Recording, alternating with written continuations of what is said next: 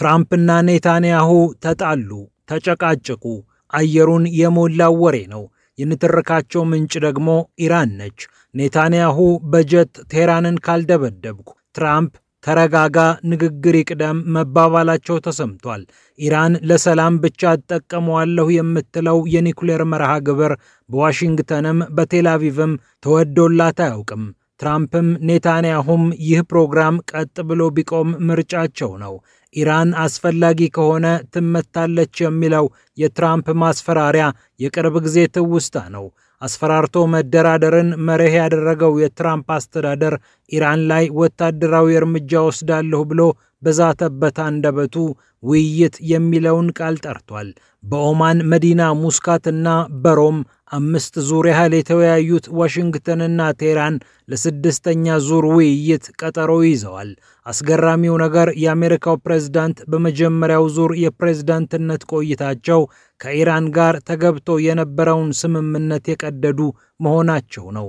ቻይና፣ ሩሲያና የአውሮፓ ህብረት የነበሩበትን ስምምነት ቀዳደው ጥለው ኢራንን አንበርክኬ የኒኩሌር ፕሮግራሟን አስተዋታለሁ ቢሉም 4 ዓመት ዋይት ሃውስ ተቀምጠው ሳያሳኩት ቁልፍ አስረክበው ወጥተዋል።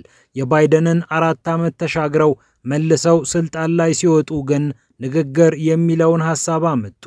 እናም ውይይቱ ቀጠለ። ይህ ግን እስራኤልን አላስደሰተም። ከሰሞኑ በብዙ ጉዳዮች ስታኮርፍ የቆየችው ቴልአቪቭ ከአሜሪካ ጋር በብርቱ ስትነታረክ ተሰምታለች። የአሜሪካው ፕሬዝዳንት ወደ ባህረ ሰላጤው ሀገራት ጉዞ ሲያደርጉ በአሜሪካ ኢንቨስት እንዲያደርጉ ከ2 ትሪሊዮን ዶላር ያላነሰ የኢንቨስትመንት ማዕቀፍ ሲያስፈርሟቸው እነ ኔታንያሁ የመገለል ስሜት ተሰምቷቸዋል። እስራኤልን ትተው ለመጀመሪያ ጉብኝት ሪያድን የረገጡት ዶናልድ ትራምፕ እስራኤል ከገንዘብ እንደማትበልጥባቸው አሳይተዋል ያሉ ብዙዎች ናቸው። ይህ ኩርፊያ ባለበት ደግሞ የጋዛው ውጥረት አገረሸ። የእስራኤል ጦር ከባድ ዘመቻ ጋዛ ላይ ተከፈተ። መከፈት ብቻ አይደለም፣ ወደ ጋዛ እህል ውሃ አይገባም ሲል በር ዘጋ። በ10 ቀን ዘመቻ 180 ሺህ የጋዛ ሰው ተፈናቀለ። 10 ሺዎች በረሃብ ለመሞት ጫፍ ላይ ናቸው ተባለ። አሜሪካ ወደ ጋዛ እርዳታ እንዲገባ ለማድረግ ጥረት ስታደርግም ሺዎች ግልብጥ ብለው መጥተው የዳቦ ያለ ሲሉ የታየበት ምስል ልብ የሚነካ ነው። በዋሽንግተን የሞቱት የእስራኤል ዲፕሎማቶችም ጉዳይ ሌላኛው ነጥብ ነው። አሜሪካ በዚህ ቀውስ ብዙም ደስተኛ ለመሆኗ ተነገረ። እስራኤልን እስከ ጥግ የሚደግፉት ትራምፕ በእስራኤል ውጥንቅጡ በወጣ ዘመቻ ስማቸው በክፉ እንዲነሳ አልፈለጉም። የእስራኤሉ ቻናል 12 ዘገባ ደግሞ ሁለቱ መሪዎች በጋለ ስሜት በስልክ መነታረካቸውን ይገልጻል። የኢራን የኒኩሌር መሰረተ ልማቶችን አወድማለሁ ብለው የዛቱት ኔታንያሁ በቃ ከእንግዲህ ምንድነው የምንጠብቀው ሲሉ ለትራምፕ ጥያቄ ያቀርባሉ። ትራምፕ ግን እኔ ጥሩ ተደራዳሪ ነኝ፣ የጀመርኩት ድርድር እስኪጠናቀቅ በትዕግስት ጠብቅ የሚል ምላሽ ይሰጣሉ። ይሄኔ ኔታንያሁ ካልሆነ ብቻችንን እንገባበታለን አሉ። እንዲህ እያለ የተጋጋለው የመሪዎቹ ውይይት በመሃላቸው አንዳች ንፋስ እንደገባ ጠቋሚ ነው ተብሏል። ትራምፕ ኢራን የምትመታው ድርድሩ ካልሰመረ ብቻ ነው የሚል አቋም አላቸው። እስራኤል ደግሞ ትዕግስት አጣለች። ኢራን በበኩሏ የኒኩሌር መርሃ ግብሯን እንደማታቆም ነገር ግን ለሰላማዊነቱ እንደምትሰራ በድጋሚ ገልጻለች። እስራኤል ኢራንን ለማጥቃት ዝግጅት እያደረገች ነው የሚሉ ዘገባዎች በተከታታይ እየወጡም ይገኛሉ። ኢራን ይህ ከሆነ መላውን ቀጠና የሚያቀጣጥል ፍልሚያ ይነሳል ብላለች። ራሷ ባለ ኒኩሌር መሆኗ የሚነገርላት ነገር ግን አለኝም የለኝምም ሳትል እየኖረች ያለችው እስራኤል የኢራንን ኒኩሌር መታጠቅ ክፉኛ ትፈራዋለች። አውሮፓና አሜሪካም ኢራን ኒኩሌር ከታጠቀች እነ ሳውዲም እኛም ካልታጠቅን ይሉና ያስቸግሩናል የሚል ስጋት አላቸው። ታዲያ በዚህ ውጥረት መሃል የአሜሪካ የሀገር ውስጥ ጸጥታ ሚኒስትሯ ክሪስቲ ኒዮም ወደ እስራኤል ተልከው ከእስራኤሉ ጠቅላይ ሚኒስትር ቤንያሚን ኔታንያሁ ጋር መክረዋል። ኒዮም ሀገራቸው ለእስራኤል የማይናወጥ ድጋፍ እንዳላት ገልጸው ከትራምፕ የተላኩት ይህንን ለማረጋገጥ እንደሆነ ተናግረዋል።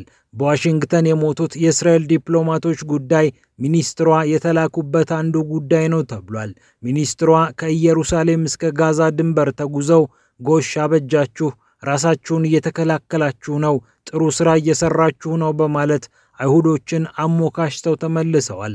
አሜሪካ ምንም እንኳን ከእስራኤል ጋር ያላት ግንኙነት በተለያየ ጊዜ ኮሽታ የተሞላበት ቢሆንም ምንጊዜም ሰማያዊ ለባሽም ቀይ ለባሽም ፖለቲከኛ ዋይት ሃውስ ቢገባ ወደ ኋላ የማይል ወዳጅነትና ስስት ለእስራኤል አላት።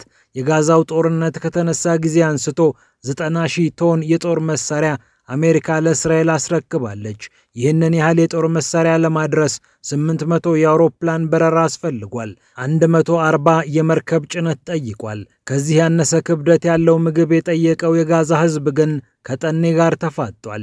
እነዚህ ከባይደን እስከ ትራምፕ ያለ ልዩነት የተሰጡ መሳሪያዎች ግባት የሆኑበት የጋዛው ጦርነት 53,000 ፍልስጤማውያንን እንደቀጠፈ ይታወቃል።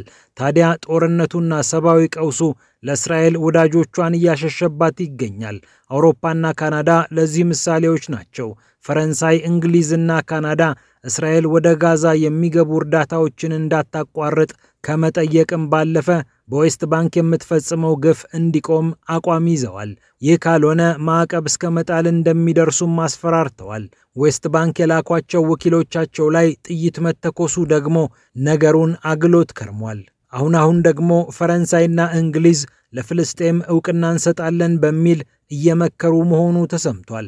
በእስራኤል አምባሳደሯን የጠራችው ከአይሁዲቷ ሀገር ጋር ያላትን የንግድ ስምምነት ያጠፈችው ለንደን ለፍልስጤም ዕውቅና ልሰጥ እችላለሁ እያለች ትገኛለች።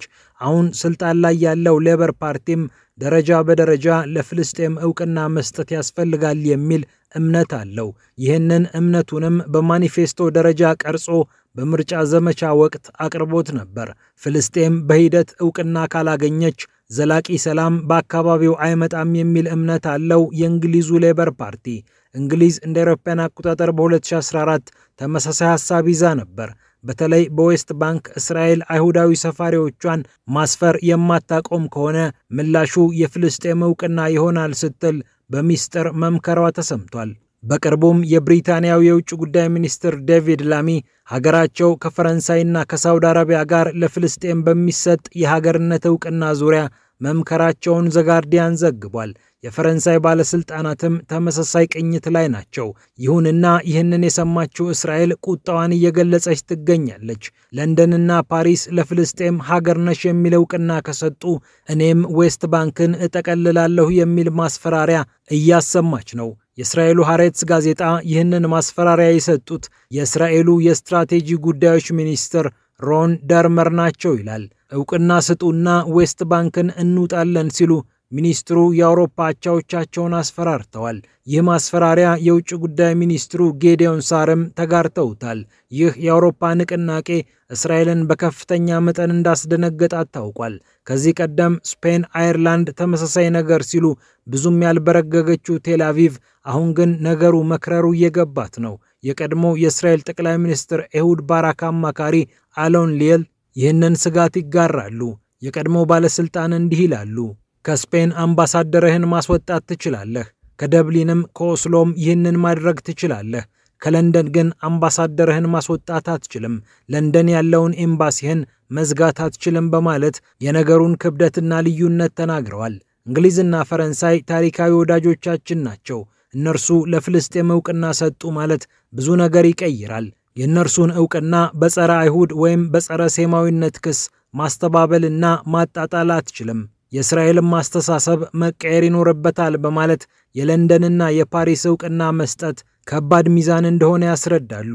ካናዳ፣ እንግሊዝና ፈረንሳይ በእስራኤል ላይ ኮስተር ማለት የፈለጉት ለጊዜያዊ ታክቲክ ወይስ ለስትራቴጂያዊ ትልም የሚለው ጉዳይ መልስ ይፈልጋል። የእንግሊዙ ንጉሥ ካናዳ ሲሄዱ ብዙዎች ትራምፕን ለማበሳጨት ነው አሉ።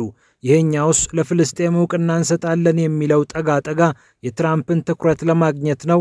የቀረጡን የዩክሬንን ነገር አስቡበት ለማለት ነው ወይስ ከልብ የታሰበ ጉዳይ ነው? አሁን ላይ ግልጽ አይደለም። የሚታወቀው ሀቅ ግን እስራኤል ከዚህም ከዚያም ፈተና እንደገጠማት ነው።